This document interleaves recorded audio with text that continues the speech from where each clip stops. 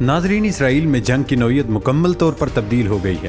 امریکہ نے دھیرے دھیرے ہاتھ کھینچنا شروع کر دیے ہیں اور اب مسلم ممالک نے بھی نئی فوج بنانے کا اعلان کر دیا ہے، جس کے بعد یہ دعوے کیے جا رہے ہیں کہ مسلمانوں کو دنیا بھر میں ہرانا مشکل ہی نہیں، ناممکن ہو جائے گا۔ لیکن اسی کے ساتھ حماس کے خلاف اسرائیل کی کارروائیوں میں ریکارڈ اضافہ ہوا۔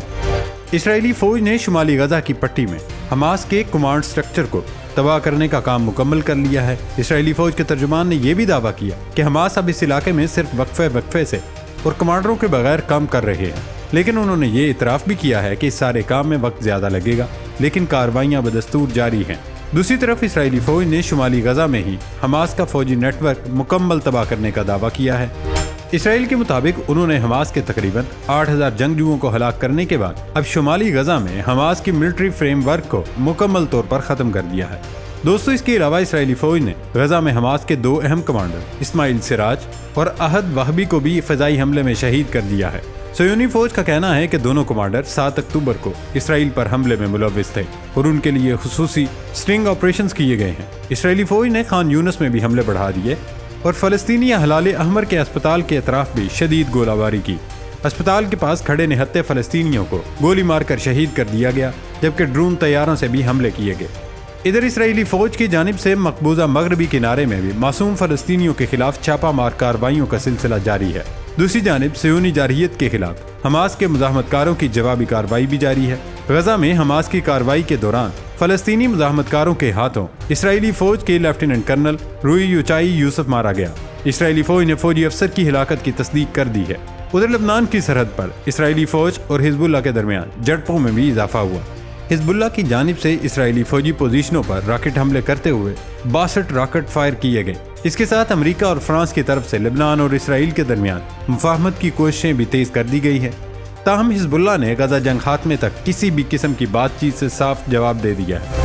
ناظرین، آج تک ایسی کوئی جنگ نہیں ہوئی جہاں صحافی بھی محفوظ نہ ہو، لیکن غزہ میں اسرائیل کی جنگ کچھ ایسی ہے کہ کوئی بھی صحافی محفوظ نہیں۔ جنوبی غزہ میں اسرائیلی فوج کے فضائی حملے میں ایک اور فلسطینی صحافی شہید ہو گیا۔ جنوبی غزہ کے علاقے خان یونس میں اسرائیلی فوج نے جان بوجھ کر قطری میڈیا الجزیرہ غزہ کی بیورو چیف وائل الدہدوہ کے بیٹے صحافی حمزہ الدہدوہ کو بھی شہید کر دیا۔ رپورٹ میں بتایا گیا حمزہ الدہدوہ خان یونس میں ساتھی صحافی کے ساتھ گاڑی میں سفر کر رہے تھے۔ اس دوران حملے کا نشانہ بنایا گیا کیونکہ وہ جنگ کی کوریج کر رہے تھے۔ اس سے قبل الجزیرہ کے بیورو چیف وائل الدہدوہ کے دیگر اہل خانہ بھی اکتوبر میں اسرائیلی بمباری میں شہید ہو چکے ہیں، جبکہ وہ خود بھی زخمی ہوئے تھے۔ ناظرین، اسرائیل اور فلسطین کی اس جنگ میں سب سے دلچسپ کردار امریکہ کا رہا۔ پہلے امریکہ نے اسرائیل کی سپورٹ کی، انہیں اسلحہ بھی دیا، لیکن اب امریکہ اس سے ہاتھ کھینچ لینا چاہتا ہے۔ صرف اسرائیل جنگ سے ہی نہیں بلکہ امریکہ تو اب یوکرین جنگ سے بھی دور رہنا چاہتا ہے۔ امریکی وزیر خارجہ انٹونی بلنکن نے کہا فلسطینی شہریوں کو گھروں کو واپس آنے کے قابل ہونا چاہیے۔ اقوام متحدہ غزہ میں بے گھر ہونے والے شہریوں کو گھروں کو واپس جانے کی اجازت دینے میں اہم کردار ادا کر سکتا ہے، کیونکہ اسرائیلی اپنی فوجی مہم کے کم شدت کے مرحلے کی طرف بڑھ رہا ہے۔ بلنکن نے کہا کہ کسی پر بھی غزہ چھوڑنے کے لیے دباؤ نہیں ڈالا جا سکتا۔ انہوں نے اسرائیلی حکام کے ان بیانات کو مسترد کر دیا جس میں غزہ کے رہائشیوں کی بڑے پیمانے پر نقل مکانی کا مطالبہ کیا گیا تھا۔ اس کے علاوہ امریکی صدر نے اپنے اہم ترین ساتھیوں کو مشرق وسطی بھیجا ہے تاکہ اسرائیل اور حزب اللہ کے درمیان جنگ شروع ہونے سے روکی جا سکے۔ یہ دعویٰ امریکی روزنامے واشنگٹن پوسٹ کی ایک رپورٹ میں کیا گیا۔ روزنامے نے امریکی دفاعی انٹیلیجنس ایجنسی کے حوالے سے ایک رپورٹ میں کہا امریکہ نے اسرائیل کو حزب اللہ کے ساتھ جنگ میں ناکامی سے خبردار کیا ہے، یعنی امریکہ کو اندازہ ہو گیا ہے کہ آنے والے وقت میں اسرائیل کو خوفناک شکست کا سامنا کرنا پڑ سکتا ہے، اس لیے بہتر یہی ہے اسرائیل پہلے ہی جنگ سے بھاگ جائے۔ یہ رپورٹ اس وقت سامنے آئی ہے جب اسرائیل کی جانب سے کہا گیا تھا کہ اس کی جانب سے لبنان میں ایک بڑا فوجی آپریشن شروع کیا جا سکتا ہے۔ رپورٹ کے مطابق امریکی حکام کو خدشہ ہے کہ اسرائیلی وزیر اعظم بنیامین نتنیاہو کی جانب سے 7 اکتوبر کو حماس کے حملے کو روکنے میں ناکامی پر ہونے والی تنقید پر اپنی سیاسی بقا کے لیے غزہ میں جاری جنگ کو لبنان تک وسیع کیا جا سکتا ہے، جو کہ پوری دنیا کے لیے خطرناک ثابت ہوگا۔ امریکی وزیر خارجہ انٹونی بلنکن آج اسرائیل پہنچ رہے ہیں اور ان کے ترجمان کے مطابق وہ تنازع کو پھیلنے سے روکنے کے لیے اقدامات پر تبادلہ خیال کریں گے تاکہ یہ جنگ مزید روک دی جائے، مگر اسرائیلی حکومت کے اندرونی حلقے ایسا نہیں سمجھتے۔ امریکہ کی جانب سے اس کی مسلسل مخالفت کی جا رہی ہے کہ اسرائیل یہ جنگ جاری رکھے، کیونکہ اسے خدشہ ہے کہ ایسا کرنے سے ایران بھی اس جنگ میں شامل ہو جائے گا، اور ایسا ہوا تو امریکہ کو اسرائیل کی جانب سے فوجی رد عمل ظاہر کرنا پڑے گا۔ امریکی حکام کو خدشہ ہے کہ اسرائیل اور لبنان کے درمیان جنگ تباہ کن ہو گئی، کیونکہ حزب اللہ ماضی کے مقابلے میں اب زیادہ اچھے ہتھیاروں سے لیس گروپ بن چکا ہے۔ اس کے علاوہ white house national security council نے تصدیق کی ہے کہ امریکہ نے اسرائیل کو آگاہ کیا ہے کہ لبنانی فوج اور شہریوں پر اسرائیلی حملے ناقابل قبول ہیں۔ امریکی حکام کے مطابق اسرائیل نے 1 جنوری کو ہزاروں فوجیوں کو غزہ سے واپس بلانے کا اعلان کیا تھا، اور خدشہ ہے کہ ان فوجیوں کو شمال میں حزب اللہ کے خلاف جنگ کے لیے استعمال کیا جا سکتا ہے۔ حکام کا کہنا تھا کہ صدر جو بائیڈن نے گزشتہ دنوں اپنے خصوصی نمائندے کو اسرائیل بھیجا تھا تاکہ لبنانی اور اسرائیل کشیدگی میں کمی لانے کے لیے ایک معاہدے پر کام کیا جا سکے۔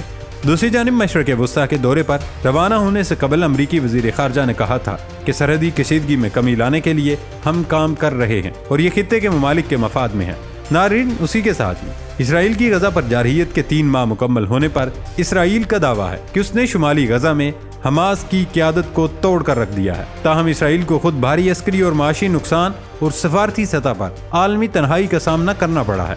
عالمی جریدے بلومبرگ کی حالیہ رپورٹ کے مطابق اسرائیل کی وزارت خارجہ نے کہا کہ جنگ کے باعث مالی اخراجات $8 ارب سے بھی تجاوز کر جائیں گے۔ ان اخراجات میں اسرائیل کی شمالی اور جنوبی علاقوں سے 1 لاکھ سے زائد افراد کی نقل مکانی، پولیس کا بجٹ، سیکیورٹی سروسز اور حماس کے حملے کے بعد تعمیراتی کام کا خرچ بھی شامل ہے۔ رپورٹ میں کہا گیا کہ امریکی امداد کے باوجود اسرائیل کو اضافی فنڈنگ کی ضرورت درپیش ہوگی، جبکہ بھاری قرضوں سے نمٹنے کے لیے الگ رقم درکار ہوگی۔ دوستو، اسرائیل کو اس جنگ میں یہ مسائل بھی آ رہے ہیں کہ کابینہ توڑ پھوڑ کا شکار ہو چکی ہے اور ارکان نے گھر جانے کا عندیہ بھی دے دیا ہے۔ الجزیرہ کے مطابق عام طور پر ہفتہ وار میٹنگ اتوار کو ہوتی ہے، جس میں 3 وزراء نے شرکت نہ کرنے کا فیصلہ کیا اور وہ نہیں آئے، جس سے یہ قیاسرائی جنم لینے لگی کہ اسرائیل مخلوط حکومت میں دراڑیں اور بھی زیادہ دکھائی دینے لگی ہیں۔ شرکت نہ کرنے والے وزراء کا تعلق اسی نیشنل یونٹی پارٹی سے ہے، جن میں سے 2 جنگی کابینہ کی ٹیم میں شامل ہیں۔ ان میں سے ایک رکن نے ریڈیو چینل سے بات کرتے ہوئے کہا ان کی غیر موجودگی سے کچھ دن پہلے بھی کابینہ میں دراڑیں تھیں، لیکن دلچسپ صورتحال تب پیدا ہوئی جب ان تمام دراڑوں کے باوجود طاقت کے نشے میں دھت اسرائیل کھلی دھمکیاں دینے لگا۔ نیتن یاہو نے حزب اللہ کو وارننگ دی ہے کہ وہ سیکھے جو حماس نے حالیہ مہینوں میں سیکھا ہے، کوئی دہشت گرد محفوظ نہیں ہے۔ نیتن یاہو نے کہا کہ حزب اللہ کیا حماس سمیت تمام تنظیمیں اگلے چند دنوں میں صفائی ہستی سے مٹ جائیں گی، لیکن دوستو جو دلچسپ پہلو ہے وہ یہ ہے کہ اسرائیل خود صلح چاہتا ہے اور دھمکیاں بھی دے رہا ہے۔ سینئر اسرائیلی اہلکار بینی گینٹس جو جنگی کابینہ کا حصہ ہے، اس نے ایکس پر پوسٹ کیا کہ اسرائیل حزب اللہ کے ساتھ سفارتی حل میں دلچسپی رکھتا ہے، اگر کوئی نہیں مل سکا تو اسرائیل کی فوج اس خطرے کو دور کر دے گی۔ اب اسرائیل نے خود شمالی غزہ پر بمباری ختم ہونے کا اشارہ دے دیا۔ اسرائیل نے عندیہ دیا کہ وہ شمالی غزہ پر اپنی بمباری ختم کرنے کے لیے تیار ہے، ساتھ ہی یہ دعویٰ کیا ہے کہ اس نے غزہ کی پٹی کے اس حصے میں حماس کو تباہ کر دیا ہے۔ یہ تضاد کسی کو سمجھ نہیں آ رہا۔ البتہ اسرائیل مکمل طور پر بوکھلاہٹ کا شکار ہے اور اس کو کوئی سمجھ ہی نہیں آ رہی کہ کیا کیا جائے، بس اپنے لوگوں کو دھوکے میں رکھنے کے لیے مختلف پروپیگنڈے کرتا رہتا ہے۔ ناظرین، امریکہ کے حوالے سے کچھ دیگر خبریں بھی گردش کر رہی ہیں کہ امریکہ الیکشن سے قبل پوری دنیا میں جنگ بندی کرنا چاہتا ہے۔ ایک طرف اسرائیل کے لیے مختلف فنڈز روک دیے گئے ہیں تو دوسری طرف یوکرین کے لیے اپنی فوجی امداد کے فنڈز بھی ختم کر دیے ہیں، اور پینٹاگون کا کہنا ہے کہ امریکہ کے پاس اب یوکرین کو دینے کے لیے پیسے نہیں۔ غیر ملکی میڈیا کے مطابق پینٹاگون کے ترجمان میجر جنرل پیٹر کرائیڈر صحافیوں کو بریفنگ دیتے ہوئے کہا کہ امریکی حکومت نے یوکرین کے لیے فوجی امداد کے لیے اپنے فنڈز ختم کر دیے ہیں، اور جب تک قانون ساز ایک نیا امدادی پیکج منظور نہیں کرتے تب تک امریکہ کے پاس یوکرین کو دینے کے لیے پیسے نہیں ہیں۔ پیٹر کرائیڈر نے کہا پینٹاگون کو یوکرین کے لیے مزید $4 بلین کے ہتھیار خرچ کرنے کا اختیار ہے، لیکن اصل فنڈز دستیاب نہیں ہیں اور اسے کانگریس کو الگ کر دینا چاہیے۔ امریکہ کی جانب سے یہ اعتراف اس وقت سامنے آیا جب یوکرین کے وزیر خارجہ دیمتری کولیبا نے ایک امریکی ٹی وی کو انٹرویو میں بتایا ان کے ملک کا امریکی فوجی امداد کے بغیر کوئی پلان بھی نہیں ہے، اور یوکرین امریکہ سے نئے جنگی ڈرونز، طویل فاصلے تک مار کرنے والے میزائلوں اور فضائی دفاعی صلاحیتوں سمیت دیگر سامان کا مطالبہ کرتا رہے گا، جبکہ امریکہ نے براہ راست انکار کر دیا ہے۔ دوسری طرف اطالوی وزیر خارجہ انطونیو تاجانی نے مطالبہ کیا کہ یورپی یونین کو اپنی مشترکہ فوج تشکیل دینی چاہیے جو امن قائم کرنے اور تنازعات کو روکنے میں کردار ادا کر سکے۔ خبر رساں ایجنسی روئٹرز کے مطابق اطالوی وزیر انطونیو تاجانی نے ایک روزنامے کو دیے گئے انٹرویو میں یہ مطالبہ کیا۔ انطونیو تاجانی نے کہا امریکہ، چین، بھارت اور روس جیسے طاقتور ممالک کی دنیا میں یورپی یونین کے ذریعے ہی اٹلی، جرمن اور فرانسیسی شہریوں کو محفوظ رکھا جا سکتا ہے۔ بتایا جاتا ہے کہ اس فوج کی سربراہی سعودی عرب کو دی جا سکتی ہے، جو پوری دنیا کو کنٹرول کرے گی اور اس میں پاکستان سمیت افغانستان کا بڑا کردار ہوگا۔ اسی لیے پاکستان اس وقت افغانستان کے ساتھ قربتیں بڑھا رہا ہے۔ اسی لیے جمعیت علماء اسلام کے سربراہ مولانا فضل الرحمان اتوار کو اہم دورے پر کابل پہنچ گئے ہیں۔ مولانا فضل الرحمان نے وفد کے ہمراہ کابل میں نائب وزیر اعظم مولوی عبدالکبیر سے ملاقات کی، جس میں افغان وزیر خارجہ مولوی امیر تقی، سینئر رہنما مولوی عبداللطیف منصور اور دیگر رہنما بھی موجود تھے۔